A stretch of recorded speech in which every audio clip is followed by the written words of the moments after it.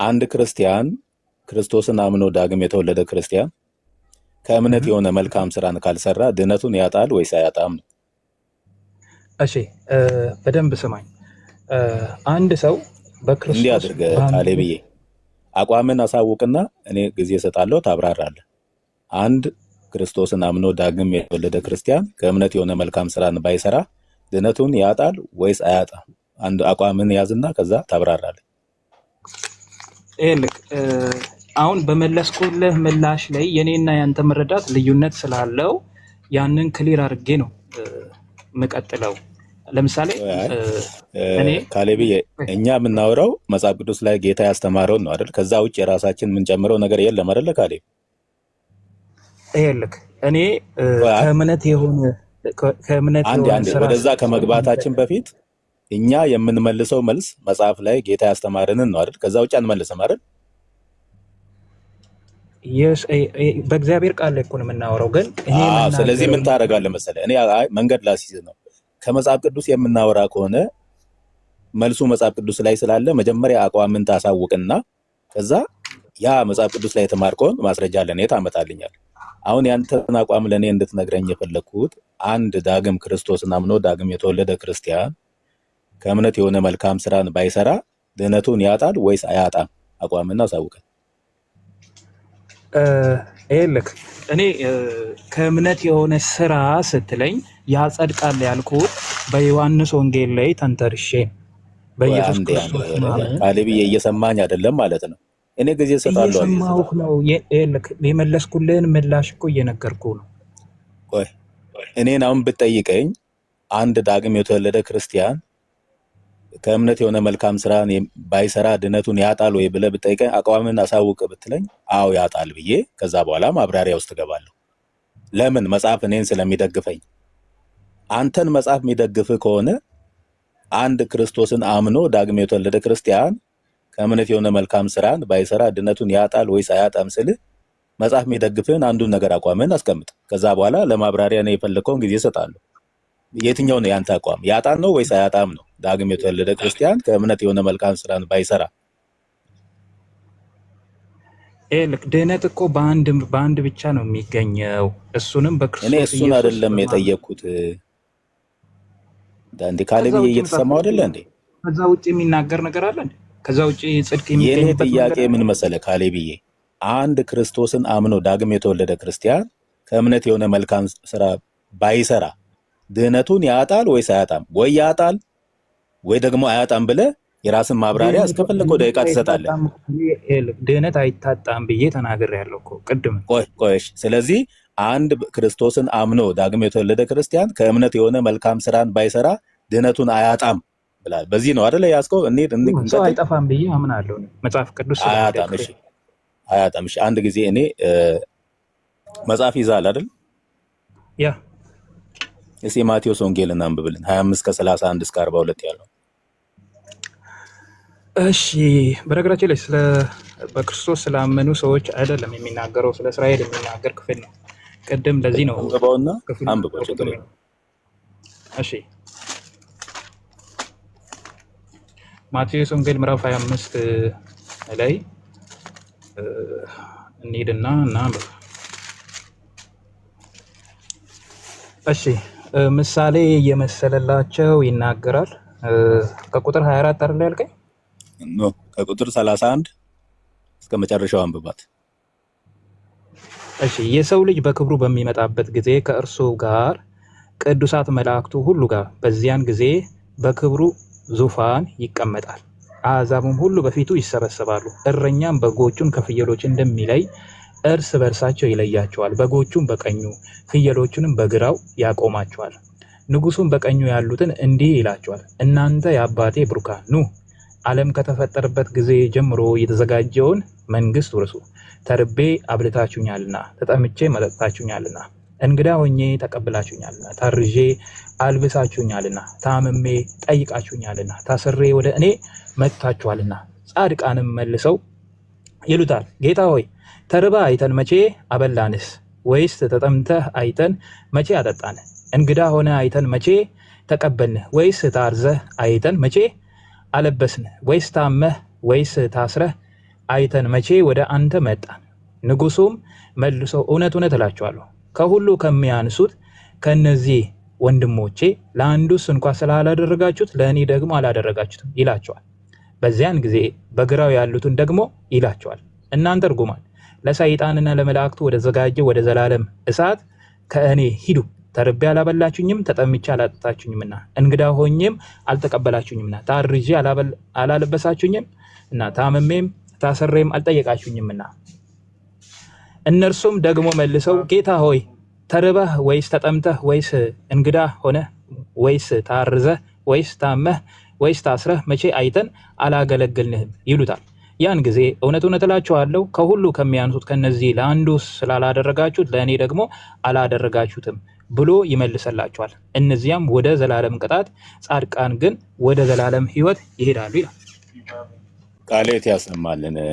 በዚህ አሁን ባነበብነው ክፍል መሰረት እነዚህ በግራ በኩል ያሉት ወደ ዘላለም እሳት ወደ ጥልቁ ሄደዋል፣ ተፈርዶባቸዋል። በምን ምክንያት ነው ወደ ዘላለም ጥልቅ የገቡት? እነዚህ ስለማን ነው ያወራው?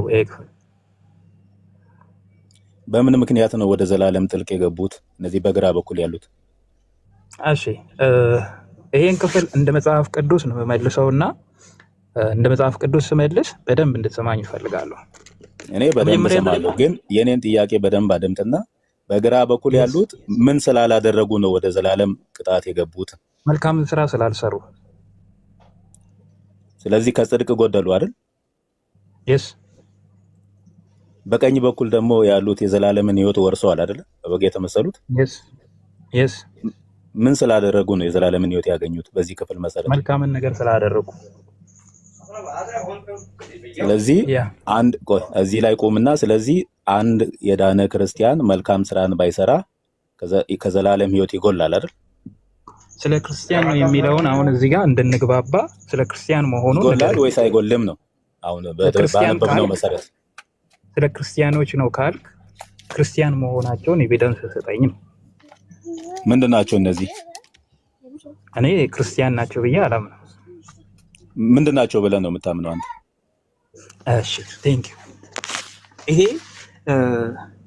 ክርስትናን ያልተቀበሉ በህጉ ይኖሩ ወይንም ደግሞ በስራቸው መጽደቅ የሚፈልጉ ሰዎችን የሚናገር ህጉን ያሉትን ሰዎች እዛ ላይ አይ እኔ ገብቶኛል። ብዙ አንሄድም። ገብቶኛል። ሳልናገር አይገባም። በህግ ስለሚጸድቁ ሰዎች ናቸው ብለህ ቆይ እባክህ አንዴ ቀስ በል እንጂ። እኔ ቆይ ጠያቂ ነው አይደለም? ቆይ ቀስ ተረጋጋ። መልሴን ሳልመልስ እንዴት አንተ እኮ እኔ ጌታ ነኝ ልብህን ሁሉ መረምራለሁ እያልከኝ አይደለም? አይ ጥያቄን በደንብ ሰማና ምን መሰለህ፣ ምንድነው ያልከው? እነዚህ ክርስቲያን አይደሉም በህግ ስራ ብቻ ስለሚጸድቁ ሰዎች ናቸው ብላል። ስለዚህ አንድ ሰው ክርስቶስን ሳያምን በህግ ስራ ብቻ የዘላለምን ሕይወት ይወርሳል? መልስ ልመልስ። መጀመሪያ የተናገርከውን ነገር እያጠራን እንሄዳለን። ክርስቲያን አይደሉም ብላል። መጀመሪያ ልናገር ስለ ክርስቲያኖች አይደሉም አልኩ። አንተ ክርስቲያኖች ስትል ማስረጃ ስልክ የለህም።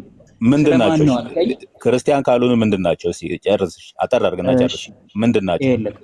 በደንብ ስማኝ። በራሳቸው በስራቸው እንጸድቃለን የሚሉ ሰዎች፣ ስለነዚህ ሰዎች ነው ስለ አሕዛብ ብሎ ነው የሚናገረው እንጂ ስለ እግዚአብሔር ሕዝብ የሚናገር አይደለም። ስለ አሕዛብ ነው ሲጀመር ክፍሉ ራሱ የሚናገረው። እሺ ይህንን እንዴት ከምን ቻልክ ይህንን እንድትናገር ካልከኝ መጽሐፍ ቅዱስ ምን ይላል? ጌታ ሲመጣ ክርስቲያኖች በእርሱ ያመኑት ጻድቃን ይነጠቃሉ፣ ጌታን በደመና ለመቀበል ይሄዳሉ። በዘካርያስ መጽሐፍ እባክህን አትከልክለኝ። አሕዛብ ናቸው ብለኛል እኮ መልሰልኛል። አልከለክልም። ቆይ አንዴ የሚወጣው እያጠራን እንሄዳለን እንጂ አንተ ዝም ብለህ አትሄድም። ቆይ አንተ ኧረ አንዴ ጊዜ እነዚህ በህግ ስራ ብቻ የሚጸድቁ አሕዛብ ናቸው ብለኛል አይደል? እኔ መልስ ልመልስ። አንዴ ቆይ አንዴ ላስረዳ እኮ እያጠራን እንሄዳለን። ቆይ አስረድተኛል እኮ አሕዛብ ናቸው ብለኛል እኮ ሰማሁ እኮ። ቆምከኝ እንዴ?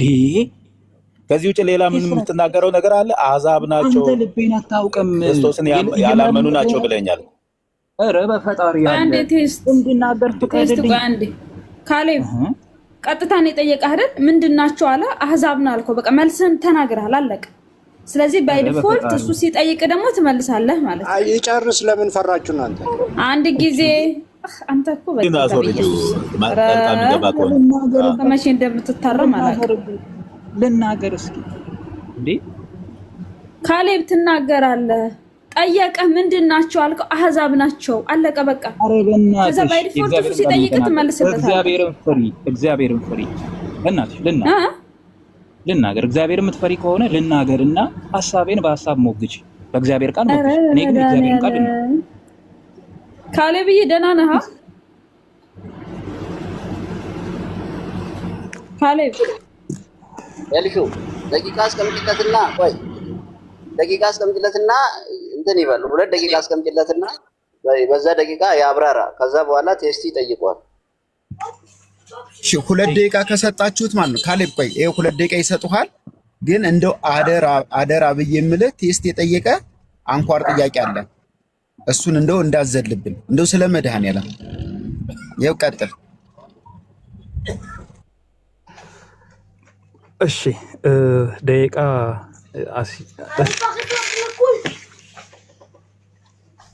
አስተካክልኝ ደቂቃዬን። እሺ እነዚህ አሕዛብ ናቸው ይላል መጽሐፍ ቅዱስ። ስለ አሕዛብ ነው ወይንም ደግሞ ጽድቃቸውን ራሳቸው ለማቆም የሚፈልጉ ሰዎች። ለዛም የሚጠይቃቸው መልካምን ስራ ይጠይቃቸዋል ማለት። ታዲያ ጌታ ሲመጣ ግን ስለ ክርስቲያኖች በደንብ ወቁ። ጌታ ሲመጣ በቅጽበት ኃይል ጌታን በደመና ለመቀበል እንነጠቃለን ነው የሚለን ጳውሎስ። እንነጠቃለን። ታዲያ ከጌታ ጋር አንዴ ከተነጠቅን በኋላ እዚህ መጥቶ ኢንተርቪው እያደረገ ነው? ኖ እግዚአብሔር እንደዛ አያደርግም። እሺ በምድር ላይ ያሉት ደግሞ ራሳቸው ጽድቃቸውን ለማቆም የሚፈልጉ ሰዎች ይጠየቃሉ።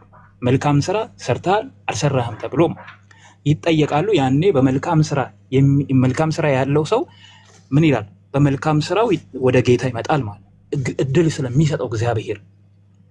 እሺ ይሄንን ያልተጠቀመስ መልካም ስራ የሌለውስ እነዚህንም ደግሞ ይፈርድባቸዋል።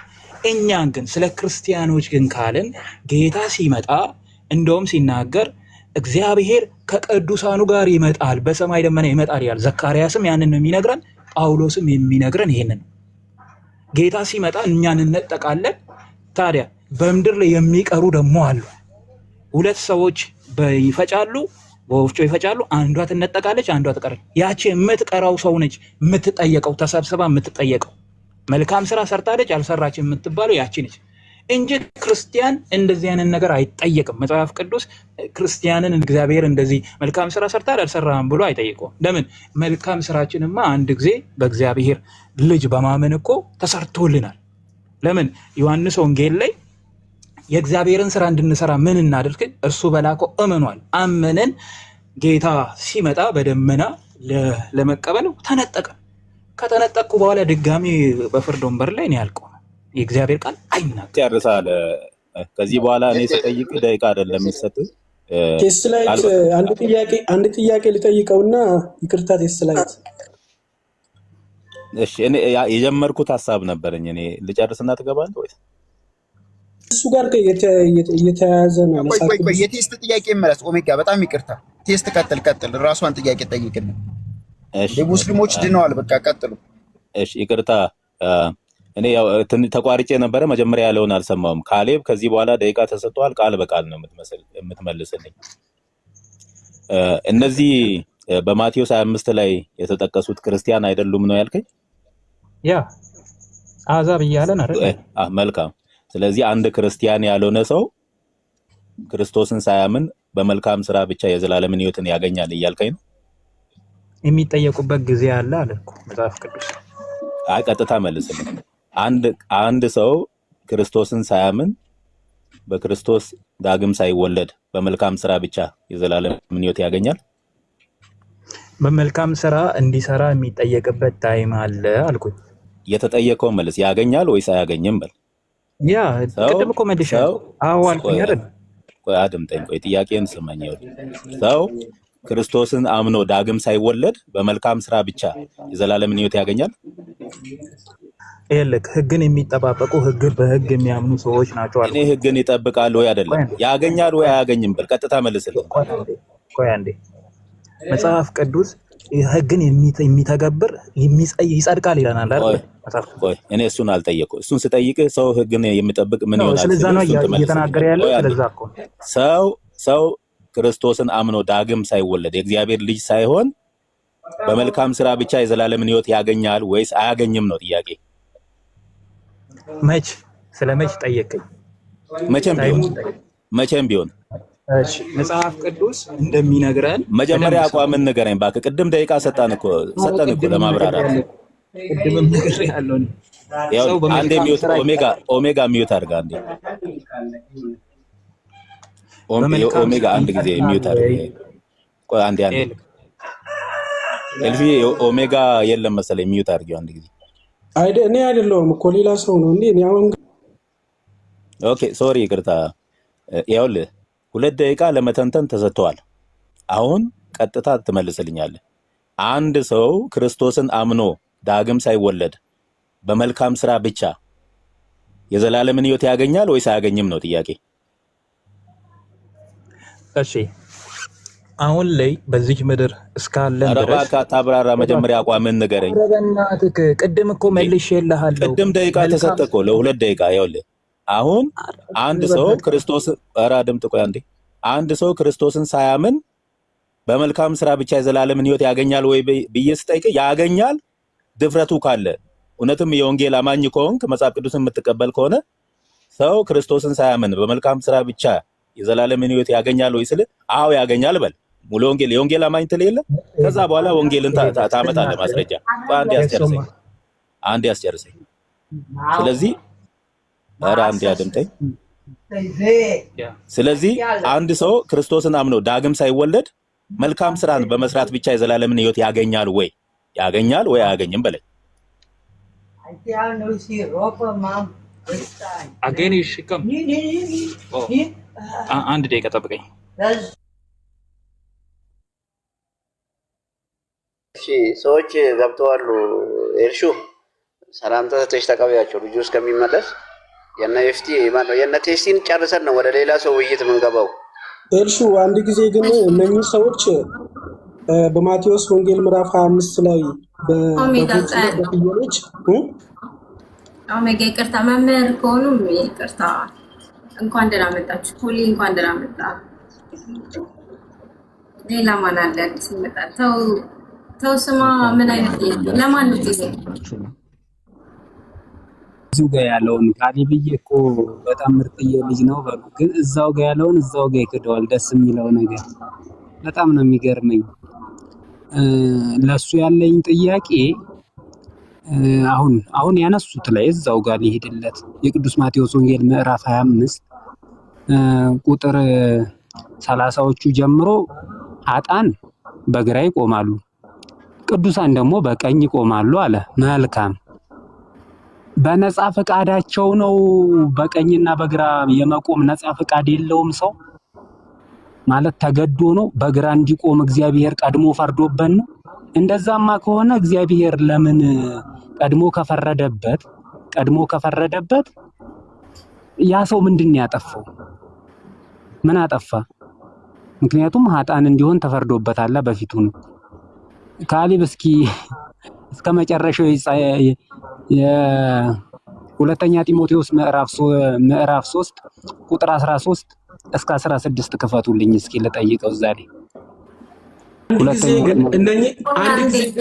እነኚህ ሰዎች አሕዛብ አይደሉም፣ ያመኑት ናቸው። ይሄንን የሚያረጋግጥ ጥቅስ ስላለ ነው።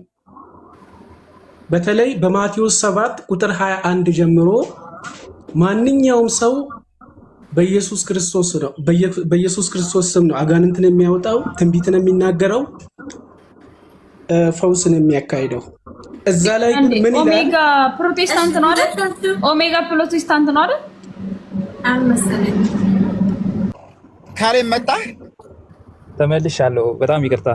አሁን እኔ በቃ ቀጥታ ወሂድን ነው የምፈልገው። ሻሃዳ እንዳስይዘኝ እንዴ የሁለቱም ጀነት አያልፈኝም። በዚህ ከሆነ አሁን ወደ ቁም ነገሩ እንመለስና እግዚአብሔር ትናንትናም ዛሬም ለዘላለም ያው ነው አይደለ? በትክክል እሺ መቼም ይሁን መቼም ለህዝቦቹ ያለው ፍርድ አይቀየርም አይቀለበስም አይደል? በትክክል። እሺ እግዚአብሔር ያክብርልኝ አደራ እንደው እንዳትቀይር። ስለዚህ እዛ ሰዓት ላይ የፍርድ ቀን ላይ ያላመኑት ናቸው ብለናል።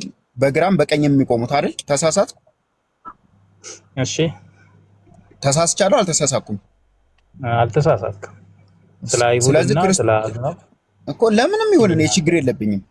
ክርስቶስን ሳያምን እግዚአብሔርን የካደ ህዝብ ክርስቶስን የካደ ህዝብ ተፈርዶበታል የሚለው ጥቅስ ገደል ገብቷል። እሱን ኋላ እናወራበታለን። ግን በዚህኛው በአንተ ኮንቴክስት መሰረት ሳያምን የእግዚአብሔርን መንግስት የሚወርስ አካል አለ ማለት ነው አይደለ? እሺ በደንብ ስማኝ። ቅድም እዛው ጥያቄ ላይ አታብራራም ካሌብ። በጣም ብዙ ድል ነው የተሰጠ። እኔ በጣም ልቅቅ ነው ያደረኩህ።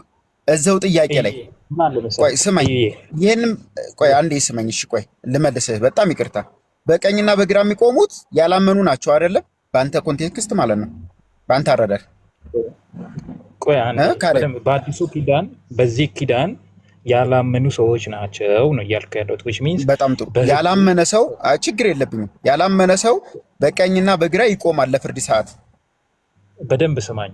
በልክ አንዴ ክፍሉ የሚናገረው ስለ አይሁድና አይሁድ ስላሉት ስለ አሕዛብ በክርስቶስ እኔ አይሁድም ይሁኑ ስማኝ አንዴ ይኸውልህ አይደለም ካሌብ ኖ እኔ አሁን ቻሌንጅ ነው ማድረግ ግዴታው ነው ማለት ስማኝ አንዴ ስማኝ አይደለም አታብራራም እንዳታብራራም ማድረግ ቅድም እድል ተሰጥቶ አብራርተህ ሰምተናል ለምን ያመኑት ይነጠቃሉ ከዛ ደግሞ ሲመጡ ለፍርድ አይሆኑም ብለናል ጨርሳል ያመነ ፍርድ እንደሌለበት ተስማምተናል ባንተ ያንተ ትምህርት ማለት ነው አሁን ላይ ግን ምን ብለህናል በቀኝና በግራ የሚቆሙት ያላመኑት ናቸው ብለናል አይደለ እሺ ድጋሜ ልጠይቅህ ያመነ ለፍርድ ይቆማል ባንተ ትምህርት ካሌብ ምን አለ መሰለህ እሺ ያመነ ለፍርድ ይቆማል ወይ በጌታ መልስልኝ በጣም ቀላል እኮ ነው ያመነ ለፍርድ ይቆማል እንዴት ለፍርድ ይቆማል ያመነ ሰው ክርስቶስ ሊፈርድ ይመጣል አይደለ ይሄን እናምናለን አይደል እንደኛም እኮ ለፍርድ እንመጣለን እኮ መጽሐፍ ቅዱስ ያንን ይናገራል ችግር የለውም እሺ አብራችሁ ከክርስቶስ ጋር ልትፈርዱ ትመጣላችሁ አይደለ ሊፈረድብን አንመጣም እኮ እንዴ እሺ ችግር የለውም እሺ ልትፈርዱ ተነጥቃቸዋል ምናምን እሱና ታውካሌ በጌታ ተነጥቃቸዋል ምናምን አብራችሁ ከክርስቶስ ጋር ልትፈርዱ ትመጣላችሁ yes እሺ ልትፈርዱ ስትመጡ በቀኝና በግራ የሚቆም አካል አላችሁ አይደለ የምትፈርዱበት እሺ ቀጥል ልክ ነኝ አይደለም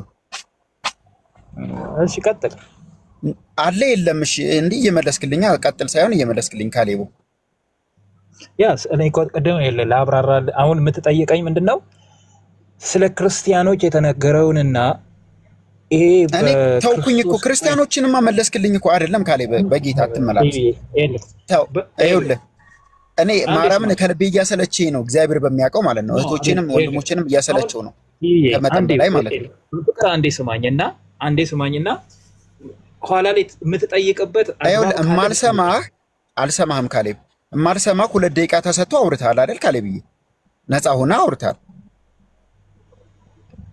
አይደል እሺ ግን እሺ ስትጠይቀኝ አሁን አሁን ለኛ ክርስቶስ አምላክ ነው ወይስ አምላክ አይደለም እሺ ይሄን ጥያቄ መልስልኝ አምላክ ነው እንዴ በቃ ልክ እንደዚህኛውን መመለስ እንዴት ይከብዳል አንተ እሺ ያመነ አይፈረድበትም ብለኛል ተስማማው ለፍርድ የሚቆሙት ያላመኑት ናቸው ወይ የሚለውን ለመመለስ ምኑ ከበደሽ ያኔ እኮ ተናግሬያለሁ እኮ እንዴ ያላመነ አሁንም ተፈርዶበታል ፍርድ ላይ ነው ያለው ወርድ ያላመነ እሺ ፍርድ ላይ ነው ያለው ያላመነ እሱ መጽሐፍ ቅዱስ ይላል እኔ እሱ ጋርም አልመጣውም ክርስቶስ ሲመጣ ዳግም ምጽአት ጊዜ በቀኝና በግራ የሚቆሙት ያላመኑት ናቸው ወይንስ ያመኑት ጥያቄ ይሄና ይሄ ብቻ ነው እሺ በደንብ ስማኝ ያመኑት ስትል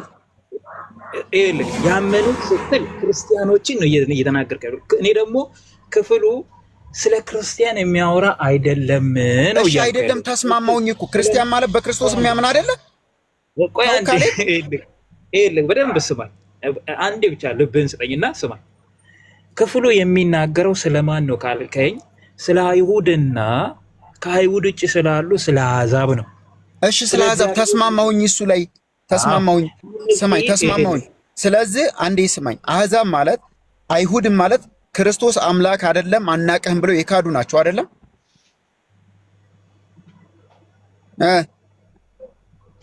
እየመለስክ እንደዛ አይልክ አሕዛብ ክርስቶስን ያምናሉ።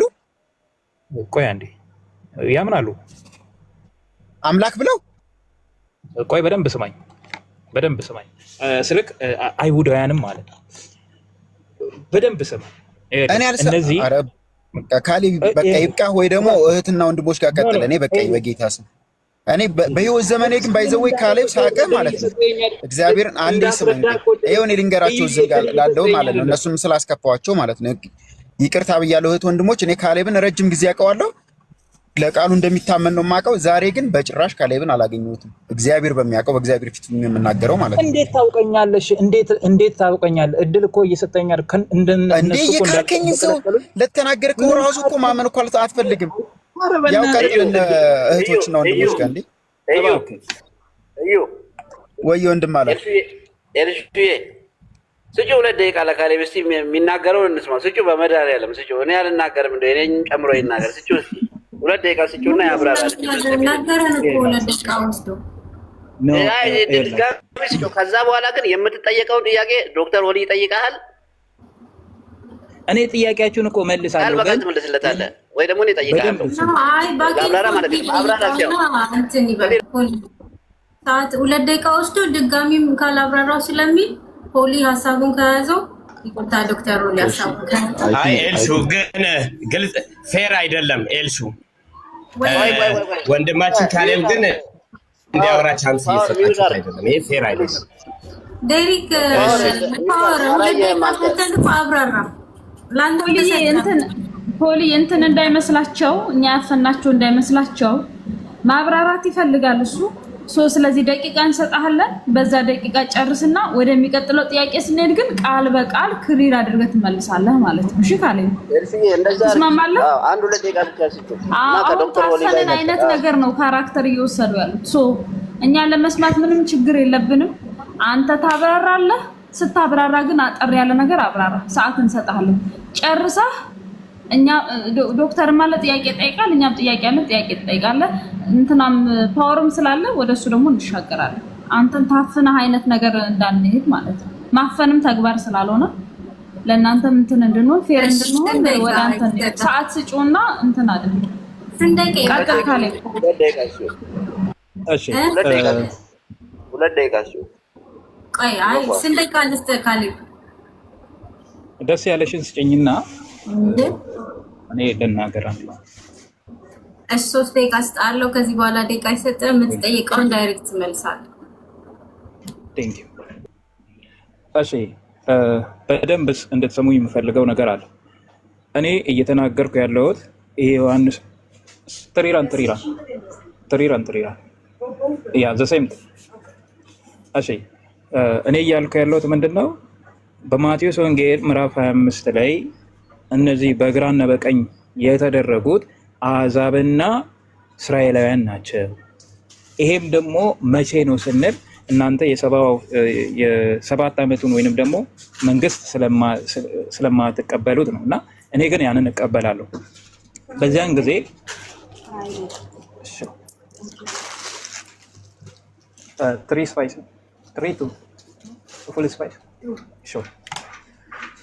በዚያን ጊዜ ክርስቲያኖች ክርስቶስ ሲመጣ ጌታን ለመቀበል ክርስቲያኖች የሆኑ ይነጠቃሉ ይለናል መጽሐፍ ቅዱስ። ስለምንነጠቅ እዚህ ላይ የሚቀሩት ደግሞ አሕዛብና ምኖች ናቸው? እስራኤላውያን ራሳቸው ጽድቅን ራሳችን እናቆማለን የሚሉ ማለት ነው። እነዚህ ሰዎች ናቸው የሚጠየቁት። ክርስቶስ ራሱ አንዲቷ ትፈጫለች አንዲቷ ትነጠቃለች እንደሚሉ 2 ሰዎች በወፍጮ ይቀመጣሉ፣ አንዷ ትነጠቃለች አንዷ ትቀራለች። ያቺ የምትቀረዋ ሴት ነች መልካምን ስራ ሰርተሻል አልሰረሽም ተብላ የምትጠየቀው እንጂ ክርስቲያን አይደለም። ክርስቲያንማ ተነጠቀ አንዴ። አሁን እንግዲህ ሆኖ ነው ተፈርዶበታል የሚለው የእግዚአብሔር ቃል እንግዲህ ሽረውታል ማለት ነው። በእንደዚህ አይነት አካሄድ እነሱ እንግዲህ ተነጥቀው ወደ ድጋሚ ወደዚህ ምድር ሊፈርዱብን ይመጣሉ። ኧረ ጌታ ሆይ ታዲያ ፈራጅ አምላክነቱን ታዲያ የቱ ጋር ገውት ነው? አሁን ተነጥቀን ለፍርድ የሚመጡ ከሆነ እነሱ ራሱ አምላክ ሆነዋል ማለት ነው። ኢየሱስ ክርስቶስ እኔ ለፍርድ እመጣለሁ የሚለውን ነገር እንዴት ያደርጉት? እንዴት ነው የሚያዩት? አልጠየቀው?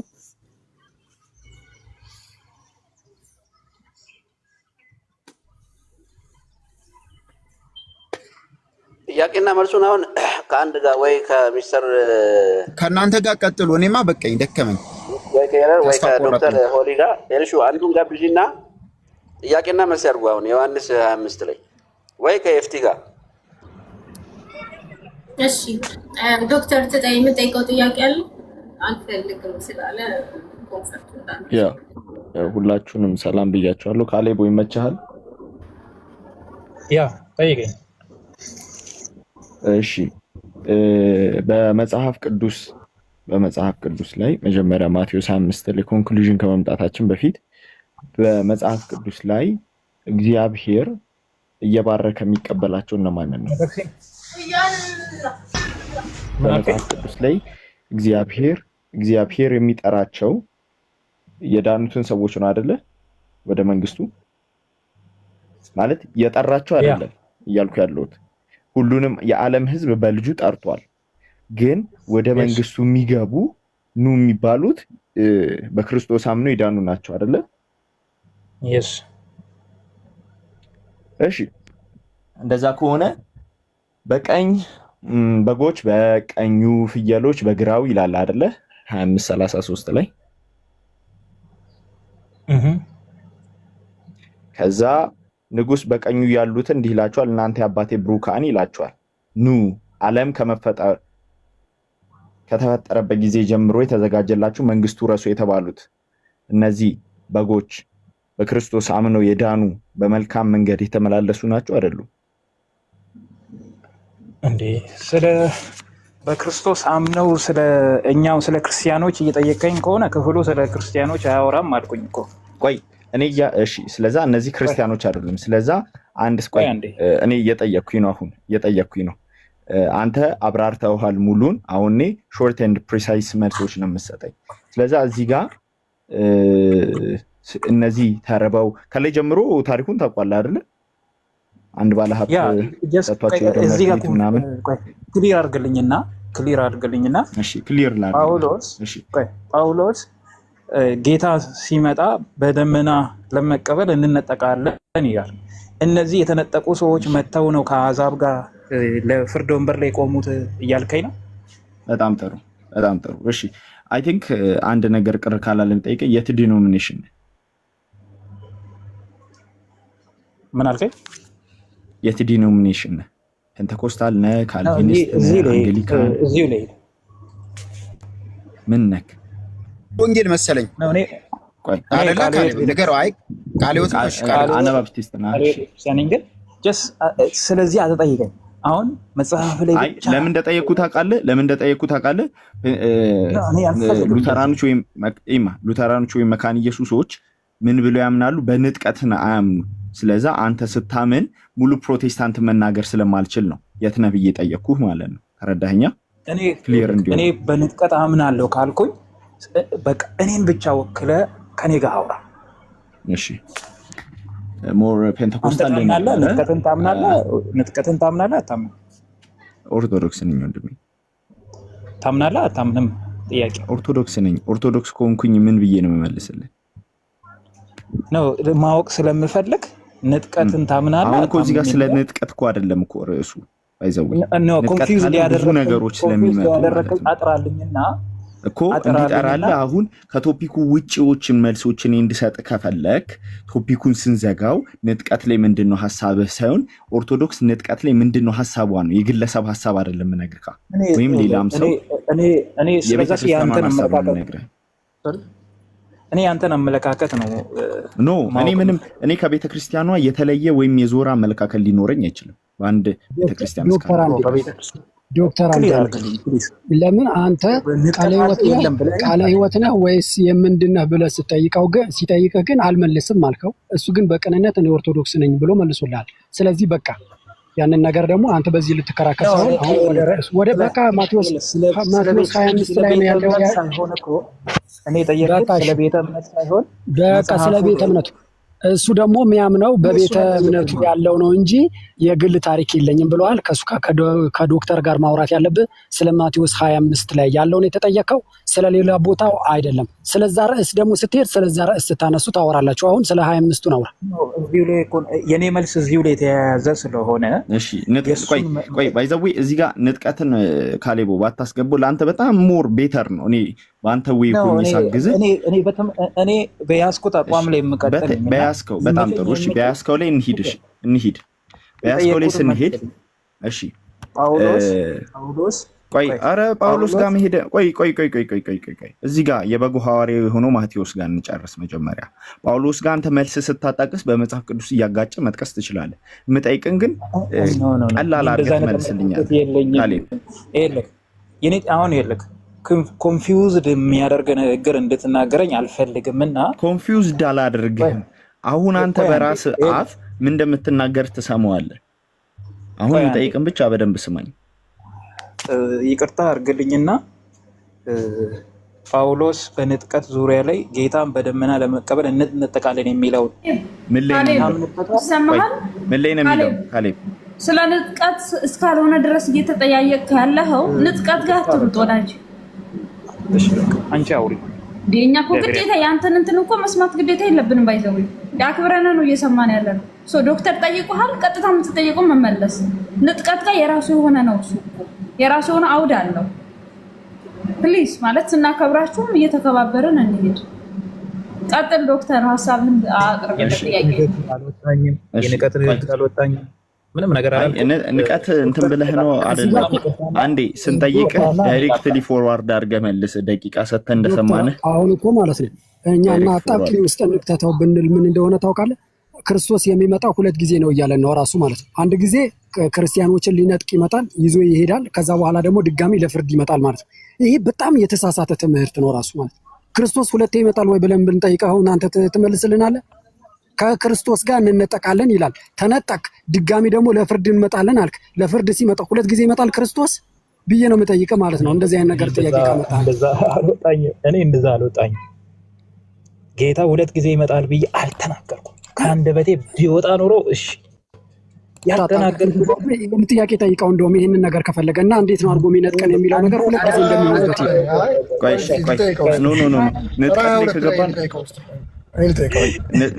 ንጥቀት ላይ አንዴ ንጥቀት ላይ መግባት የለብንም። ንጥቀት ላይ ከገባን መጀመሪያ ቤተክርስቲያኗ ስለ ንጥቀት ምን ትላለች የሚለውን ፊት ለፊቴ ስላለ ስለ ንጥቀት ምን ብላ እንደምታስተምር ነው የምናየው።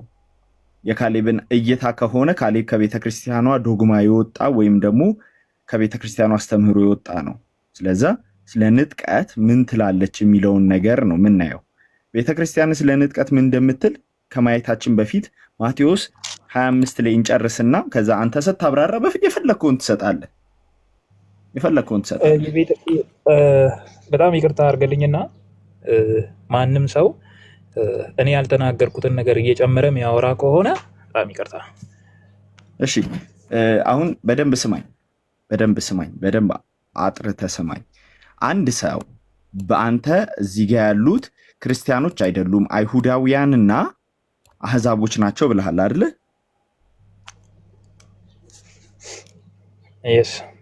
እሺ በግራ ያለው ማን ነው? በቀኝ ያለው ማን ነው? እሺ ስለ 2 አካል ነው የሚያወራው ብዬ ተናግሬያለሁ። በግራ ያለው ማን ነው? በቀኝ ያለው ማን ነው? ልክ በደንብ ስማኝ። ልጆች ተብለው የተጠሩት አይሁዳውያን ናቸው። እንደገና ደግሞ በቀኝ ያሉት አይሁድ ናቸው ማለት ነው። በደንብ ስማኝ እስኪ በእናትህ። ወይስ እኔ ላቁ? አይ ቀኙ እንትና ነው ግራው እንትና ነው ብትለኝ ጥሩ ነው እኮ። መጽሐፍ ቅዱስ ላይ ልጆች ተብለው የተጠሩት አይሁዳውያን ናቸው አይደለ? ልጆች አይደለም በመሀል ተባልክ። ስገባብህ እኮ ኢንተራፕት ያረኩህ እኔ ስላስመሰልክ አንተ አሁን እያደረክ ያለው ሐሳቤ ወደ ሌላ ሽፍት አድርገህ በራስህ ለመቃኘት ነው እየሞከርክ ያለው። ኖ አልቃኝም። እሺ በቃ ቀኝና ግራውንም ትቼዋለሁ። እሺ አሁን እሱንም ጥያቄ ትቼዋለሁ። በደንብ ስማኝ። አንድ ሰው በመልካም ስራ ቢመላለስ ማለት ነው የእግዚአብሔር መንግስት ይወርሳል ክርስቶስን ሳያምን? እሺ በደንብ ስማኝ። ይወርሳል ወይም አይወርስም በለኝ።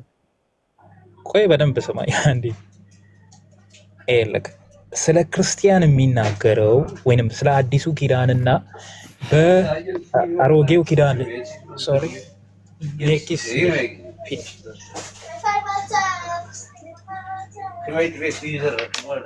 ግን በጌታ አውቀህ ነው ዛሬ ቀን ቀጥታ ለምንድን ነው የማትመልሰው? ይሄ ለምን እንደማይማ ይሄ አረዳድ ሮንግ መሆኑ የሚታይበት ዝቅ ስንልና የአባቴ ብሩካን ኑ የተዘጋጀላችሁ መንግስት ስለዛ ላላመኑ ወይ ለአይሁዳውያን ልጆች ለተባሉት ለነዛ ህዝብ ተዘጋጅቶላችኋል ማለት ነው። ስለዛ አንድ ሰው እስራኤላዊ ከሆነ የአሁኑ እስራኤላዊ ሳይሆን የቀደም ቢሆን አይሁዳዊ ቢሆን ማመን ሳይጠበቅበት በመልካም ስራ እየሰራ ማለት ምን መልካም ስራ ካለ እንደ ቡዲዝም ማለት ነው። ህሊናው እንደፈቀደው ህሊናው የማይወቅሰውን ስራ እየሰራ ለማለት ነው። አይ ቲንክ በዛ ወይ ሊታይ ይችላል። ስለዛ ይሄ ትምህርት ሮንግ ፓዞችን ነው የሚወስደው ወርታይ ዝቅ ብለን ካየነው ማለት ነው። እንዲሁም እስኪ ንጥቀት ምን ይላል የሚለውን ቃለ ሕይወት ዶግማዎችን እያየሁት ነው። ዛሬ ካለ እናየዋለን፣ ከሌለ ግን የንጥቀት ትምህርቱን ኬት እንዳመጣው እናያለን።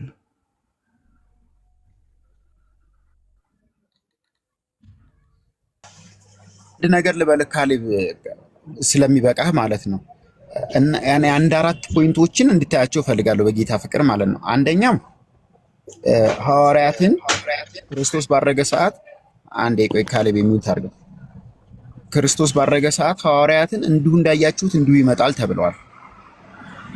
አንድ እሱን ያዝልኝ፣ እንዲሁ እንዳያችሁት እንዲሁ ይመጣል። ሁለተኛ እያንዳንዳችን በክርስቶስ ወንበር ፊት እንገለጣለን ይላል። እሱንም በደንብ ያዝ። ሁለት ሶስተኛ የማያምን አሁን ተፈርዶበታል ይላል። ተፈርዶበታል ማለት ቶታሊ የሲኦል ነው ማለት ነው። እሱንም ጥቅስ በደንብ ያዘው፣ ግልጽ ከሆነልህ ማለት ነው። ግልጽ የሆነልህ ይመስለኛል። ከዛ ካሌቦ ይቅርታ እዩ አልቃስገባውብህ። ካሌቦ ቤተክርስቲያን ስለ ዳግም ምጽአት ስትናገር ማቴዎስ 25ን ሜንሽን አድርጋ ማለት ነው። ጥያቄን በደንብ ስማ። የሰማኝ ነው የጠየቁ ላይ እናውራ እኮ የተጠያየቅ ነው ላይ እንደ ቃለ ሕይወት ምእመን ስለሆንክ በቤተ ክርስቲያንክ ዶግማ መሰረት ስለሆነ ጥያቄዎችን የማቀርበው እንደ ቃለ ሕይወት አንተ ማቴዎስ 25 ላይ ያለውን ታሪክ ከ33 ጀምሮ ወደ ታች ያሉትን ታሪክ ኢየሱስ ክርስቶስ ባላመኑት ላይ በኃጢአታቸው ዋጋ ሊሰጥ ባመኑት ላይ ደግሞ ሽልማት ሊሰጥ ነው ብላ ታምናለች እንዴ? ማቴዎስ 25 ወይስ ስላላመኑት ብቻ ነው ማቴዎስ 25? እሺ እኔ ምን ብዬ አምናለሁ መሰለህ? ይሄ ማቴዎስ ወንጌል ላይ ያለው ስለ ንጥቀት በንጥቀት ሰዓት ላይ የሚሆን ነው ብዬ አምናለሁ። ቤተክርስቲያንም ያንን የምትናገረው። ስለዚህ 25 ላይ ያለው የማያምኑት ናቸው አይደለ? እባክህ ኬተን አሰብሊፍ ኬተን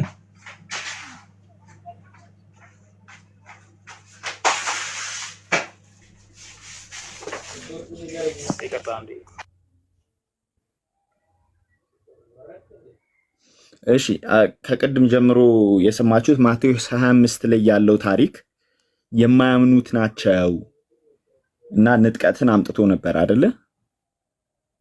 አይ ቲንክ አንድ ሰው ሚዩት እየቆየ እነ ፖሊካርፕ ምናምን ነገሩኝ እስኪ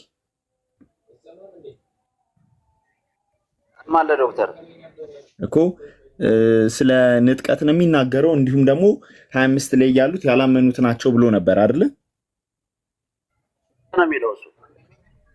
ቤተክርስቲያኗ ግን እንደሱ አላለችም።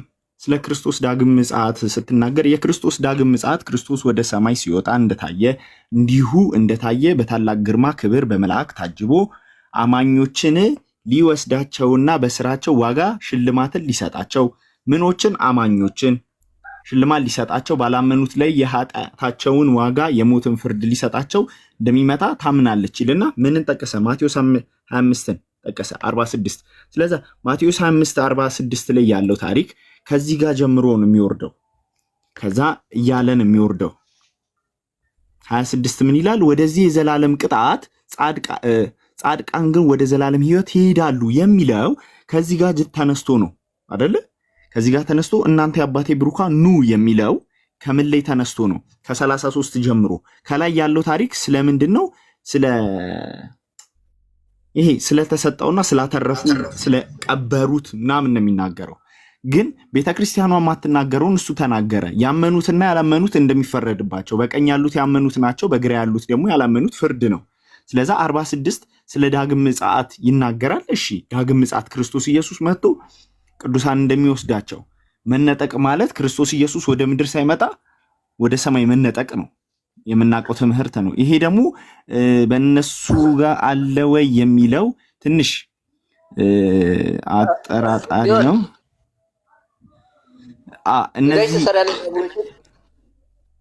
ሞር ይሄ ትምህርት የሚገኘው ፔንቴኮስታል ላይ ነው እንጂ አናባፕቲስቶች ላይ ያለ ትምህርት አይደለም። ስለዛ ፖሊካርፕ ሚውት ተነስቶባል። ስለዛ አሁን ካሌቦ ትንሽ ተደባልቆበታል። ያለበት ቦታና የሚያስረዳው ያለበት ቦታና መረዳቱ ትንሽ ተራርቀዋል። አናባፕቲስት እና ፔንቴኮስታል የሚለያዩበትም ብዙ የራሳቸው ነገሮች አሉ። ስለዛ አሁን እሱ ስለ ዳግም ምጥቀት የተናገረው በቃለ ሕይወት ኮንሰፕት ሳይሆን በፔንቴኮስታል ኮንሰፕት ነው ማለት ነው። ስለዛ ውድቅ ነው አሁን ያነሳው አርጊውመንቱ በገዛ ቤተክርስቲያኑ መጽሐፍ ቅዱስን ሳናብራራ ቤተክርስቲያን አባቶች ወደኋላ ባክፍሬ ሳናደርግ በራሱ በቤተክርስቲያኑ ውድቅ እንደሆነ ያሳያል። ካሌቦዬ ቤተክርስቲያኔን ትምህርት በትክክለኛ ነገር ነው እየተናገርኩ ያለው። አንተ ለማጣመም ተጠቀምከው እንጂ ማለት ነው። እኔ የተሳሳተ ዶግማን የከፈቱት ስለ ንጥቀት ቤተክርስቲያኗ በዶግማቲክ መንገድ አስቀምጣለች። ቆይ አንዴ፣ አንደኛ ክፍሉ ስለ ንጥቀት አያወራም ብዬ አልተናገርኩም። የተጻፈ ማንበብ ማጣመም ነው እንዴ? ካሌ በእኔ ላይ ያለሽን አካል ከስኔ በማልቀስ ነው እንዴ የምታምነው? አንተ ለምን ነው የምታለቀቀው? ኧረ በፈጠረሽ እንዴ የወገብ ቅማል ሆነሽብኝ እኮ እንዴ ላውራበት። እኔ እግዚአብሔር ምስክሬ ነው፣ በጣም እንዳንተ የታገስ ነው የለም። በነገራችን ላይ ካሌ ግን በማልቀስ ነው የምታምነው፣ ዲቤት በማድረግ ወይም በሙግት ሳይሆን እየዬ በማለት ነው የምታምነው። ዶክተር የተጻፈውን ነው ያነበበው። የተጻፈውን ሲያነብ ደግሞ አጣመምከው ትለዋለህ። ምንድን ነው ያጣመመው ነገር እንዴ? አንዳንዴ ነው እኮ ጭንቅላታችሁ ራሱ ካሌብዬ ምናምን እያለ ኤፍቲ እዩ ነው እኮ ካሌብዬ ምናምን እያለ እንዴት አድርገን እንናገረው እኛ? በቃ ተፈጸመን ፕሊዝ አስገቡልኝ። ተፈጸመን አስገቡት። ከዚህ በፊት አንድ ጊዜ በሌላ ሰው አካውንት አግኝቸው ነበረ። ከዛ እንዳታወሩት ሆሊን ብለው አስወጥተው ነበረ። ተፈጸመን አንድ ይሳቡልኝ። ያው ስቤዋለሁ። እዚሁ ርዕስ ላይ አውራው ዶክተር እሱ ፈለገው። በዚህም ከፈለገ ዶግማ በሆነ ነገር ላይ ያው እንጂ ጥያቄ ልጠይቀው ነው ብቻ። ተፈጸመ ጠይቅ በሌ። እንዴት ነህ ፖሊካርፕ? እግዚአብሔር ይመስገን። ሰላም ነው? ሁሉ ሰላም አለው። እኔ የምልህ ከታች ኮሜንት ስታደርግ ነበር በምግብ ምናምን ትክክል ነገር በምግብ መንግስተ ሰማያት ይወረሳል ያልነው እኛ ሳንሆን ካሌብ ወንድምህ ነው። እኛ እንደዛ አላልንም። እናንተ ናችሁ እኮ አብልተህ ትድናለህ ያላችሁት። ቆይ ዝም በል ሪከርድ ያደረገ ሰው ካለ ሊያሳይ ይችላል። ቆይ ሪከርድ ያደረገ ሰው ካለ ሊያሳይ ይችላል። ምንድን ነው ያለው እሱ? የማቴዎስ ወንጌል ምዕራፍ 25 ላይ ያለው መልእክት ፍየሎቹን በግራ በጎቹን በቀኝ የሚናገረው ለክርስቲያኖችና ለክርስቲያኖች አይደለም። እሱን የሚናገረው ለአይሁድና ለአህዛብ ለአረማውያን ምናምን ነው። ስለዚህ ምን እያለ ነው እዛ ጋር መጨረሻ ላይ ደግሞ ጌታችን ያበሉትን ያጠጡትን እንግዳ የጠየቁትን የታሰሩ የሚጠይቁትን መልካም ስራ የሰሩትን እናንተ የአባቴ ብሩካን ብሎ አመስግኖ ዓለም ሳይፈጠር ወደ ተዘጋጀላችሁ መንግስት ግቡ ብሎ ይጋብዛቸዋል። ምን ያደረጉትን ያላመኑትን እያለ ነው። ያላመኑትን አይሁድ ያላመኑትን አሕዛብ እያለ ነው። አየህ፣ ያላመነ ሰው በምግብና በመጠጥ መንግስት ሰማያት ይገባል እያለ ያለው እሱ ነው። የኛ ኤቪደንስ ደግሞ እናንተ ደግሞ ለክርስቲያኖች አላችሁ አይደል? ቆይ አድምጠኝ። እኛ ለክርስቲያኖች ብለናል። አዎ እሱ ላይ ማውራት ትችላለህ ከዶክተር ጋር። ክርስቲያን በምግብ ነው የሚድነው በክርስቶስ ነው። አረ ቆይ ተፈጸመ። እንዴት ነህ ዶክተር? ሰላም ነው። ክብር ለእግዚአብሔር ለአምላካችን ለጌታችንም ለኢየሱስ ክርስቶስ ይሁን። ሁሉ ሰላም። አሜን አሜን አሜን። ከየት ቤተ እምነት ነህ?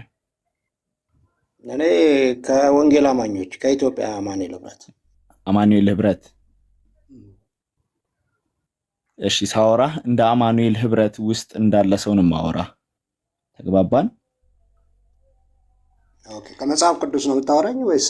አዎ፣ በመጽሐፍ ቅዱስ ቤተክርስቲያናችሁ ዶግማ አላት ወይም ደግሞ ነገሮች እንዴት እንደምታደርግ ዶክትሪን አላት መመሪያ። ኦኬ እሺ። እኔም ደግሞ እንደ ኦርቶዶክስ ቤተክርስቲያን ነው ማወራ ማለት ነው። ታወራኛለህ፣ ችግር የለውም። የሆነ ዶግማዋን ዶክትሪኗን ሚስጥራቷን ፊት ለፊት ቁጭ አድርጌያለሁ ከፍቼ። ስለዛ እነሱ ከሆነ ጥሩ ነው። አሁን እናንተ አማኑኤል ህብረት ዶግማና ወይም ደግሞ ዶክትሪን አላት የራሷ መምሪያ። አሁን የያዝኩት መጽሐፍ ቅዱስ ነው። ሌላ ዶግማ መምሪያ አላት ወይ? መምሪያ አላት ወይ? ዌብሳይቷም ላይ ገብተህ ማየት ትችላለህ። አይ አንተ አታውቅም። አንተ እኮ ምእመኗ ነህ። አሁን እኛ ጋር እኮ እያንዳንዱ ቤተ እምነት የራሱ የተጻፈ ነገር አለው እኮ። አላት ወይ አንተ? አዎ አላት። ስለ ጥምቀት ምን እንዳስተማረች፣ ስለ ጌታ ስጋና ደም እንደምታስተምር እንዳንተ ሳይሆን እንደራሷ አላት። ለምን የላትም? ስለዛ እሱን የሆነ ነገር ስጠይቅህ ስለ ጥምቀት ስጠይቅህ አንተን ሳይሆን መስማትን ፈልገው ቤተክርስቲያንክ ያለችውን ነው። ተግባባን? ኦኬ እሺ። ግን እኔ ከመጽሐፍ ቅዱስ ነው መመለስ። አይ መጽሐፍ ቅዱስማ አንተም ጂሰስም መጽሐፍ ቅዱስ ይዛችሁ ነው እኮ እንደፈለጋችሁ ኢንተርፕሬት የምታደርጉት። ማንም ጋይዳ አያደርግም። መንፈስ ቅዱስ ይረዳኛል የምትለኝ ሌላ ምንም ማስረጃ አሰጠኝም። አነና ቋለንኩ በመጽሐፍ ቅዱስ አልሞግትም ነው ወይስ አይደለም? ቤተክርስቲያንን ዶግማ ታስቀምጥና በሱ ዶግማ ነው የምንሄደው መጽሐፍ ቅዱስን ይዘን። ምክንያቱም እረኛ እንደሌለው በግ ዝም ብለን ሜዳ ከምንዞር አንተም በረኛ እኔም በረኛ አይሻለን እኮ? መጽሐፍ ቅዱሳዊ በሆነ ነገር ሞግታለው ነው ወይስ እኮ? ቤተክርስቲያን ዶግማዋ መጽሐፍ ቅዱሳዊ ነው አይደለም ወይስ አታቆም? ዶግማ ይኖራት አይኖራት እዚህ የመጣ ነው በመጽሐፍ ቅዱስ ትክክል ነው የምንናገረው ነገር እንደ መጽሐፍ ቅዱስ ነው አይደለም ለማለት ነው አይደል እኮ። አንተም ሁሉም ሰው የፈለገው ኢንተርፕሬት እንዳያደርግ እኮ ሉጋም ያስፈልጋል ብዬ ነው እኮ ዶግማ ዶክትሪን የምጠይቀው። ከሌለ የለም በለኝና በቃ በመጽሐፍ ቅዱስ ብቻ ነው። እኔ በመጽሐፍ ቅዱስ ነው ዶክመንቱን አሁን የእያንዳንዱን ቤተ እምነት አምጥቼ መሞገት ሳይሆን በምታነሳው ነገር ሁሉ መጽሐፍ ቅዱሳዊ ነው ወይ ነው። አንድ ዶግማና ቤተክርስቲያኗ እንዴት እንደምታስተዳድር ዶክትሪን ከሌላት ቤተ እምነት መጥቷል። ወንድማችን ፔንቴኮስታል ነህ? ሜኖናዊት ነህ? አናባፕቲስት ነህ? የትኛው ሪቫይቫል ላይ? ፔንቴኮስታል ነው። በጣም ፔንቴኮስታል ላይ ነህ። ስለዛ ፔንቴኮስታል ላይ ባሉ ለጠየቀህ እስቲ የግብጽ ኦርቶዶክስ ነው የኢትዮጵያ ኦርቶዶክስ ነው? የኢትዮጵያ ኦርቶዶክስ። ኦኬ እሺ። አልታይም። ያው ስቃል ላይ ግብጽ መሰልኩ፣ ችግር የለም። በግብጽም ከፈለክ ትሞግተኛለህ በኮፕቲክም። አዎ አይ ስለሚለያይ አንተ በጣም የሚቀልህ ጌታ ካስተማራቸው በጣም ሰዎችን ጨምቅበታለሁ የምትለው ትምህርት ወይም ኦርቶዶክሶች በዚህ ትምህርት ስተዋል የምትለውን ትምህርት እስኪ ግለጽ። ኦኬ እሺ። የኔ ጥያቄ ፌቨራይት አለች ሁሉም ሰው የሚያውቃት ስለ ጸሎት ወደ ማን ነው የሚል ርዕስ። ዶግማ ታውቃለህ መቼስ? ወይም አምስቱ አዕማደ ምስጢራትን የሚነካ ነገር ነው የመጀመሪያ። አይ አንተ ፌቨራይት ስላልከኝ ነው እንጂ ስጋ ጥራ ቢሉ ጣፊያ እንዳለ ሰው እየሆንክ እኮ ከጸሎት ውጭ አታውቅም። ወደ እግዚአብሔር የመጀመሪያው ነገር ወደ አምላክ ጋር ያለው ግንኙነት ነው። እሺ አምላክ ጋር ግንኙነት ከማድረግ በፊት ሚስጥራትን መፈጸም የለብህም ከጌታ ጋር ሳትገናኝ። አዎ ወደ አምላክ ለመጸለይ መጀመሪያ መዳን አለብህ ወይስ የለብህም? ስድን ትገናኛለህ ከጌታ ጋር። ስድን በቃ። ስለዛ መዳንን እናስቀድማ። አዎ እኮ ምንድን ነው ታዲያ? በጣም ጥሩ። ስለዛ ባይዘዌ ትላንትና 2 ሰዎች አግኝቼ ነበረ። አሁን እነሱ ላይ የተሰራው ታሪክ አንተ ላይ ስለምደግሞ አታስብ። በደንብ ስማኝ። መዳን ላይ ነው። አንድ ሰው እንዴት ይድናል? በፔንቴኮስት ያሁኑን ርዕስ ታውቀው አልፈለግከውም እንዴ? መጀመሪያ እኮ መዳን ነው ተባባልና ወደ አምላክ መዳን አለበት። ለምን እንደተውቃት ትነግረኛለህ? አልተውኩትም። አንድ ሰው መጀመሪያ ድነቱን መንገድ ሂዳ ሳይሄድ እንጂ መልስ ስለሌላ አይደለም እንዴ? መልስማ ግጥም ኦርቶዶክስ መልስ የሌላን ነገር የለም። ባይዘው መልስ ስላላት ካለ ታዲያ ለምሳሌ አድኑኝ ብለህ ወደ ቅዱሳን ትጸልያለህ? መጀመሪያ ስላዳነህ ጌታ አናውራ እኮ አልኩህ እኮ። አሁን ይሄ ነው ትልቁ ችግር። አሁን ይሄንን መልስ ስላዳነህ ጌታ ሳታወራ አድኑኝ ብለህ ትጸልያለህ እኮ አልክ እኮ። አልገባህም? ትጸልያለህ ጸልይም ነው ጥያቄውን ብትመለስ። ቅዱሳኖች ስለኛ ይጸልያሉ እንደ መጽሐፍ ቅዱስ እንጂ አድኑኝ ብለህ አትጸልይም። ቅዱሳኖች ስለኛ ይጸልያሉ።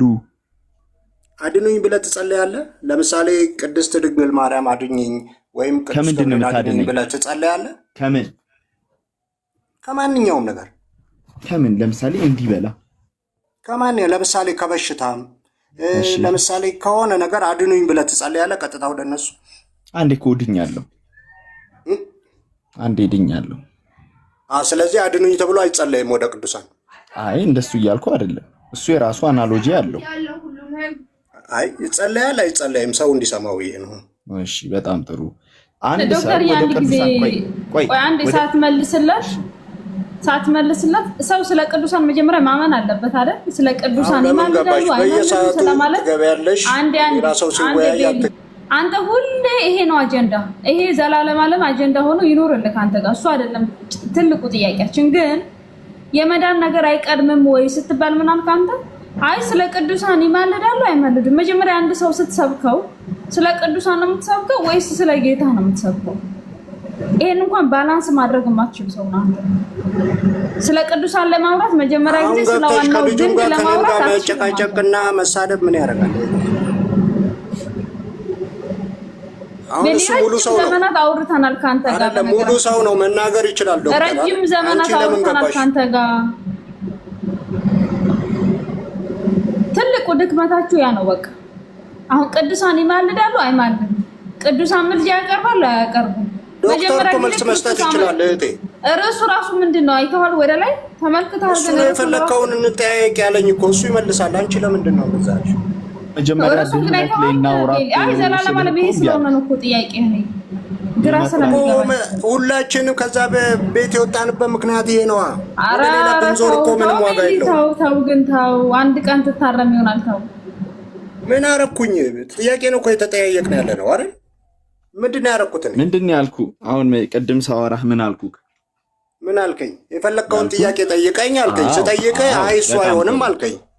እሱ አይሆንም አይደለም ያልኩህ። መጀመሪያ አንድ ሰው ወደ ማንም ከመጸለዩ በፊት መዳኑ ይቀድማል ብያለሁ አይደለ? አዎ ይሄንን ግን የሚባለው እችን ጥያቄ ለመሸሽ ነው ወይስ መሸሽ አይደለም? አንድ ሰው ሳይድን ስለ ቅዱሳን ምልጃ ወይም ስለ ቅዱሳን አሁን አንተ ኢየሱስ አማላጅ ነው የምትልበትን ኮንሰፕት ደግሞ አስተምራለሁ። ምልጃ ላይ ከመግባታችን በፊት ስለ ድነቱ እናውራ አልኩክ።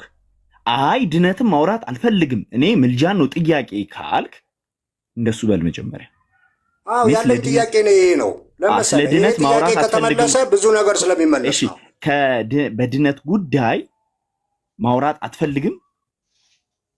እኔ ያለብኝ አሁን ጥያቄ ዋናው ትልቁ ጥያቄ ይሄ ነው። ይሄ ከተመለሰ ብዙ ነገር ስለሚመለስ ምንም አይነት ኦርቶዶክሳዊ ላይ ጥያቄ የለብህም ማለት ነው።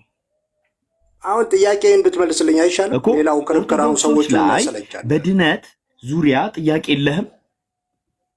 መጀመሪያ በድነት ጉዳይ ያለ ጥያቄ የነሱ ድነት ብለው የሚያስተምሩት ወይም ደግሞ ድነት ይሰጣል ብለው ከመጽሐፍ ቅዱስ በተቀዳው ትምህርታቸው አንተ ምን ብለህ አመንክ? ስለተቀበልከው ወደ ቅዱሳን ምልጃ ገባህ ማለት ነው አይደለም? ለምሳሌ እዚህ ጥያቄ ልጠይቅ ገባው፣ የፈለግከውን ጠይቅ አልከኝ። እኔ ጥያቄ ይሄ ነው አልኩ። አይ እኔ ደግሞ አዙሬ ጠየቅኩ። ምን ብዬ ጠየቅኩ? የኦርቶዶክሳውያን ነገረ ድነት አስተምህሮ መጽሐፍ ቅዱሳዊና ትክክል ስለሆነ ቅዱሳን ምልጃን ለመጠየቅ ቻልክ አልኩ። አው ወይም አይበለኝ። አዎ የኦርቶዶክሳውያን የመጀመሪያው ጥያቄ ያለኝ በዚህ ጉዳይ ነው። ይህን ጥያቄ ደግሞ ከሊቃውንት ጀምሮ እየጠየቁ መጥቻለሁ። ኦርቶዶክስ አስተምህሮ ላይ ጥያቄ የለህም ማለት ነው? እኔ ጥያቄ ነው ካልኩኝ እሱ መመለስ አይሻልም? አሁን የመልስ የሌለው ይመስላል። መመለሱ አይደለም እኮ እያልኩ ያለሁት ነገረ ድነት አሁን ምልህም በልና ጥያቄ ልመልስልኝ። ነገረ ድነት አስተምህሯችሁ ትክክል ስለሆነ በል። እኔ ጥያቄ ነው አልኩ እኮ። ለምን አሁን ላለመመለስ ይመስላል? ለምን መሰለ? አሁን ከታች ያለው ሰው የቅዱሳን ምልጃን በደንብ ይመለሳል እያልኩ አይደለም። ወደ እነሱ አድነኝ ብለህ ትጸልያለህ ወይ? አድኑኝ ብለህ ትጸልያለህ ወይ? ጸሎት ማለት ምን ማለት ነው? አረ ጌታ መድኃኒዓለም ጸሎት ማለት ምን ማለት ነው? ጸሎት ነው የማውቀው ከእግዚአብሔር ጋር መነጋገር ነው ጸሎት። እኔ ሌላ አላውቅም። ምልጃ ጸሎትን ያካትታል አያካትትም? ምልጃ አይደለም አድኑኝ ብለህ ትጸልያለህ ወይ እያልኩ ነው። ምልጃ ጸሎትን ያካትታል?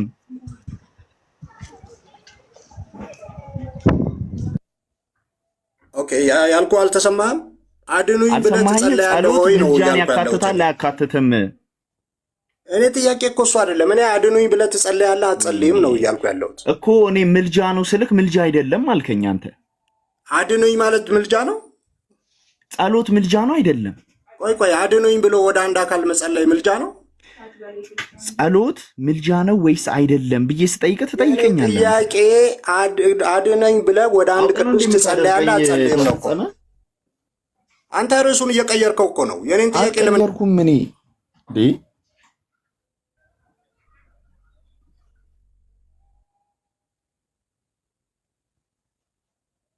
ግን ሌላ ሰው ጠፍቶ ነው። የሆነ ጊዜ ላይ እነ ካሎሮ ቤት በሌላ ሰው አካውንት ገባሁና ስለ ጥምቀት እያወራን በዶግማችሁ እናውራ አልኳቸው። ከዛ ማነህ ሲሉኝ ስሜን ነገርኳቸው ምናምን። ብዙ አላወቁኝም ነበረ በስሜ። ከዛ አጠገቤ ያለው ልጅ የስልኩ ባለቤት ቪዲዮ ሲከፍት ነው ያወቁትና ለዛ ነው አንድን ሰው መጀመሪያ ከማውራታችን በፊት ቤተክርስቲያኑ ምን ትላለች የሚለውን ነገር ማወቅ አለብን። ምክንያቱም በራሱ ኢንተርፕሬት ካደረገው ከቤተ ክርስቲያን ውጪ ነው ማለት ነው። ጥምቀት ያድናል ብሎ የሚያምን ፔንቴኮስታል ካለ ከቤተ ክርስቲያኑ የወጣ ያፈነገጠ ነው ተብሎ መወገዝ እንዳለበት ሁሉ እንደዛ እንደማለት ነው። መጀመሪያ ዶግማው መቅደም አለ። ዶግማ የሌለው ቤተ ክርስቲያን ጋር ውይይት አያስፈልግም። የግል ነው ተብሎ ማለፍ ነው።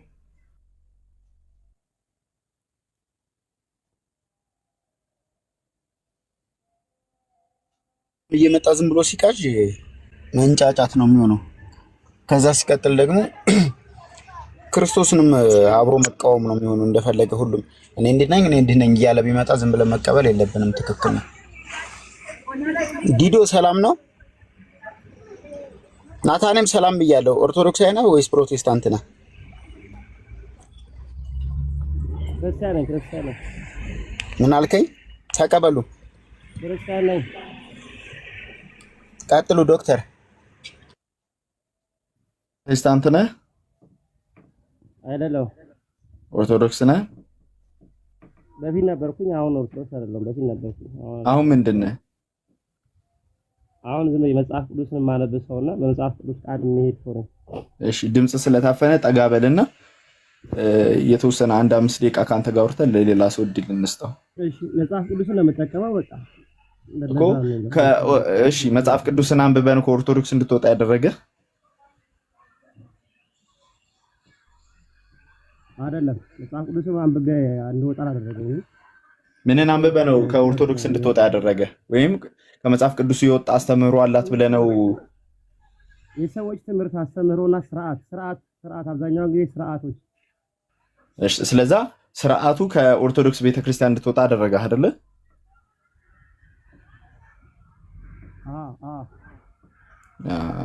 የትኛው ስርዓት?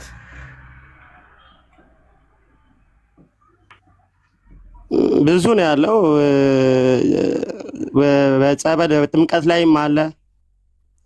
አንዳንድ ደግሞ ጥምቀት ማለት ከዶግማው መካከል አንደኛው ስለሆነ ስርዓት አይደለም። ስርዓት ብቻ ብለህ የምትወስደው ወይም ደግሞ ምሳሌያዊ ብለህ የምትወስደው አይደለም።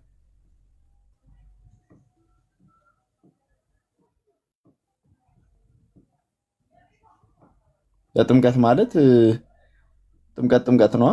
ጥምቀት ለማለት የፈለከው ወይም እንጂ ስለ ጸበል እያወራህ አይመስለኝም።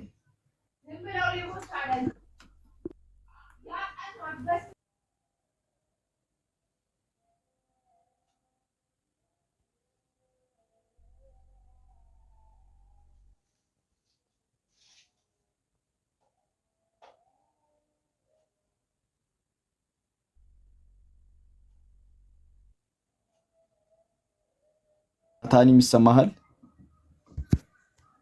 ኔትወርክ ከኔ ነው እንዴ? ይፍታ ንገሩኝ እስኪ። ይሰማል አሁን? እሺ። ስለዛ የትኛው አስተምህሮ ነው ከቤተ ክርስቲያኗ እንድትወጣ ብዬ እየጠየቅኩ ነበረ። ኦኬ አሁን ምሳሌ እኛ አካባቢ አሁን ጸበል ሲጸበሉ ፈስጋቸውን እያሳዩ የሚጸበሉት ይሄን ስርዓት አሁን ድረስ እቃወመዋለሁ። ችግሩ ምንድን ነው? ለምሳሌ ቆይ እሱ ጋር ጸበል ሲቀበሉ ነው አይደለ? ሲጸበሉ። እሺ ሲጸበሉ። እሺ ሌላ ማንዳቶሪ የሆነ ነገር እኔ እኮ ባይዘዌ ብዙ ሰው በጣም ከመቶ በላይ እንትኖች ይጽፉልኛል፣ በውስጥም ይደወልልኛል። ማንዳቶሪ በሆነ ትምህርት ወጣሁ የሚል የለም እንዴ? ቀናት እንደዚህ ቀኖና የሆኑ ነገሮች ላይ ነው። አይ በትምህርቱም ራሱ አሁን ኢየሱስ ክርስቶስን እንደ አብ የማየት እንትና አለ በክርስትና ዓለም በኦርቶዶክስ ላይ ክርስትና ዓለም። እሺ ምኑ ከምን ላይ አንብበህ ነው ኢየሱስ እንደው ብዙ ሰዎች የኦርቶዶክሳዊ ነገረ ስላሴን አስተምህሮ እንደሚያደንቁት ምንም ትምህርቷን አያደንቁም ወይም ምስጢረ ስላሴዋ። ስለዛ አንተ ኢየሱስን እንደ አብ ታየዋለች ያልክበት አስተምህሮ ምን ስታስተምር አይታት ነው? ወይ ምን መጽሐፍ ላይ አንብባት ነው? መቼስ ሰዎች እንዲህ ሲናገሩ ሰማው እንዳትለኝ።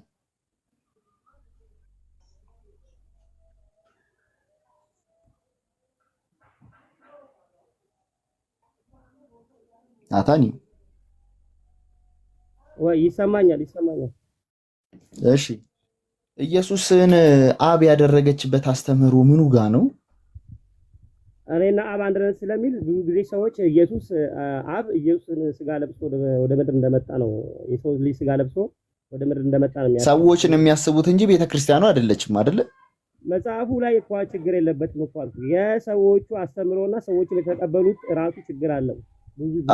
ኦርቶዶክስ የሰው አስተምህሮ ሳይሆን የጌታ ኢየሱስ ክርስቶስ ያስተማረውን ነው የምታስተምረው። ስለዚህ የሰው አስተምህሮ ልንለው አንችልም።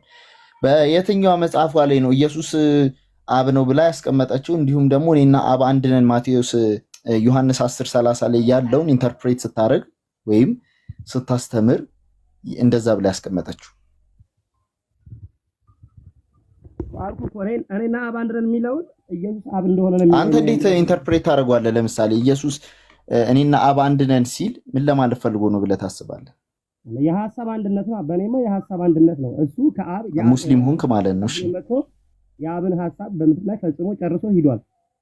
የሙስሊም አስተምህሮ ነው እሱ። ደግሞ ሙስሊም ስለ ኢየሱስ ኢንተርፕሬት የሚያደርጉት ወይም ክርስቲያኖች ደግሞ ምን ብሎ ይናገራሉ መሰለ? እኔና አብ አንድ ነን ሲል ደግሞ በመለኮት ስልጣናቸው አንድ እንደሆኑ ነው የሚናገረው።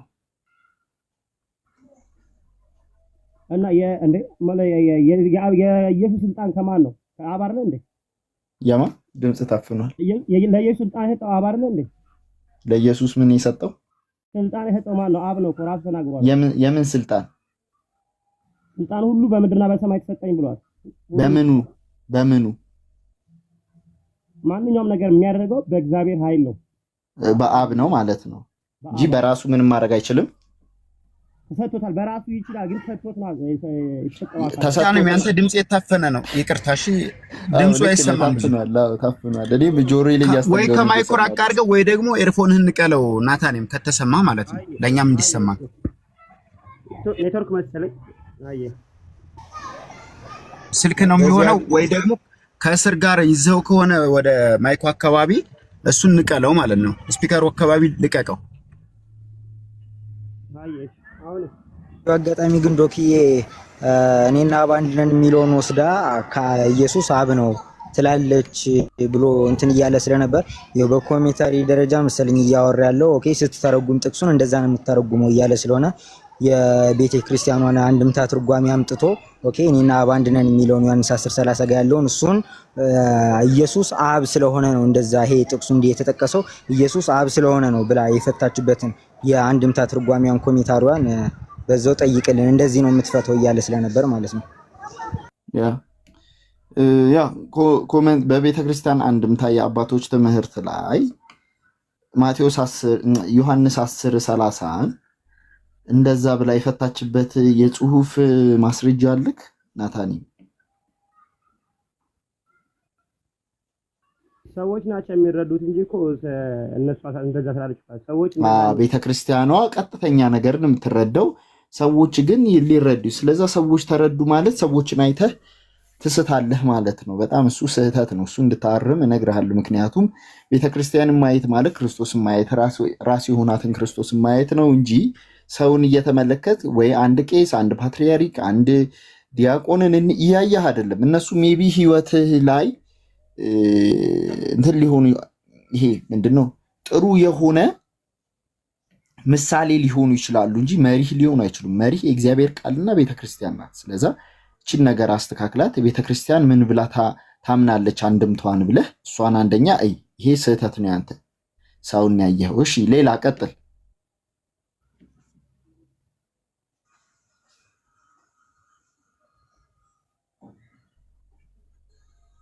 አታኒም ቀጥል።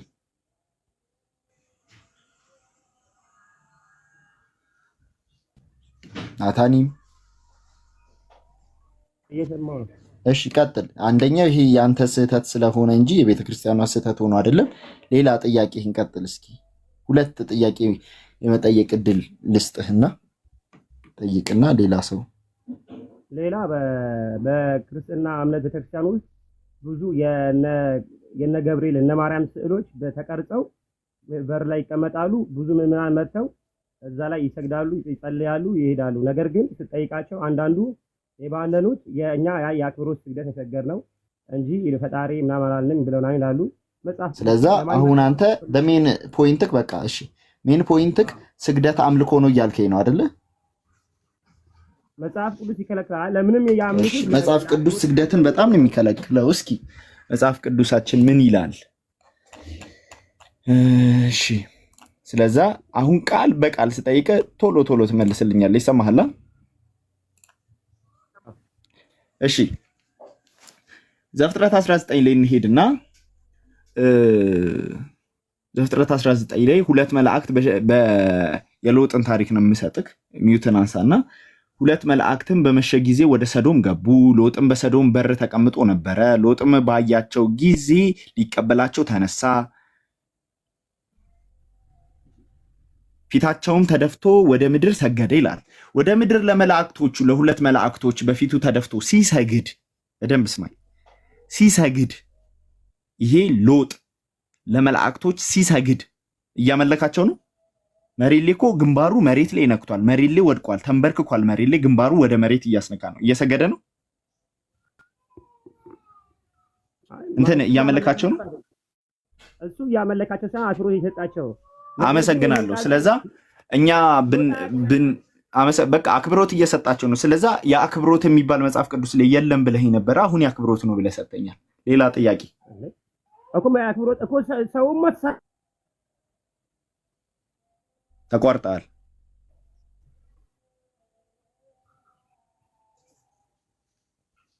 የኔ ኔትወርክ አይደለማ።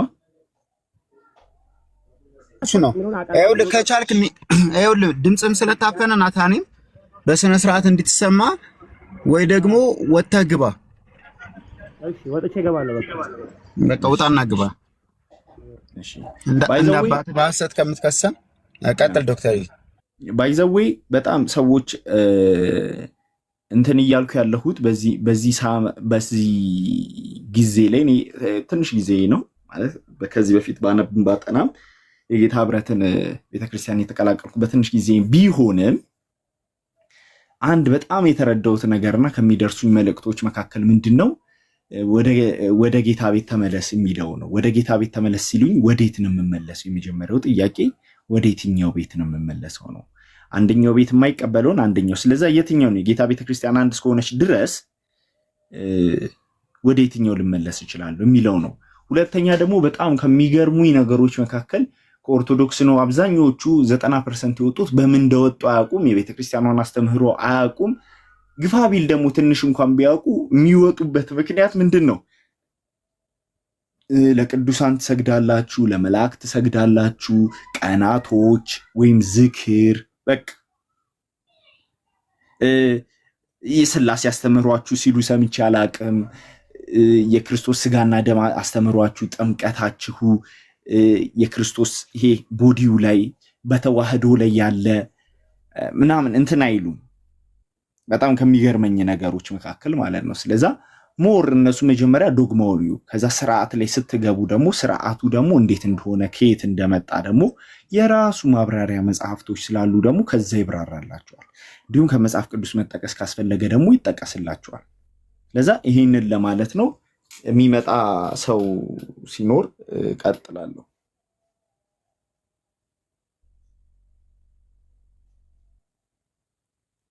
ሐሳብ የሆነብን እኮ አሁን እኮ በቃ ያም ይነሳል። ያው የአባታቸውን ግብር በሐሰት ይከሱናል። እኛ እኮ ግራ ግብት የሚለው እሱ ነው። ነበርኩ እንደወጥቼ ነው። አንድ ሰው ኦርቶዶክስ ከነበረ መልካም የኦርቶዶክስ ትምህርትን ሲጠየቅ ሊመልስ ይገባዋል ማለት ነው። ሁለተኛ እንደገና ደግሞ የሚሄድበት እውነት ነው ብሎ ካመነ ያንን እውነት ኮንፊርም ማድረግ አለበት፣ ማረጋገጥ አለበት ማለት ነው። ያንን የማያደርግልን ከሆነ ምንድነው ቅድም ካሌብ እንዳለው ከኛ ወገን አልነበሩም የሚለውን ጥቅስ ነበር የጠቀሰውና ዮሐንስ በመልእክቱ አንደኛ ዮሐንስ ላይ ያለው ማለት ነው ቁጥር 19 ላይ ከኛ ወገን አልነበሩም ብሎ እንደሚናገራቸው ልክ እንደዛ ነው የምንረዳቸው ብዬ ነው የማስበው። ስለዚህ ካላችሁ ከቻላችሁ ሳትከሱን በእውነት በጌታ ፍቅር እንወዳችኋለን ኑ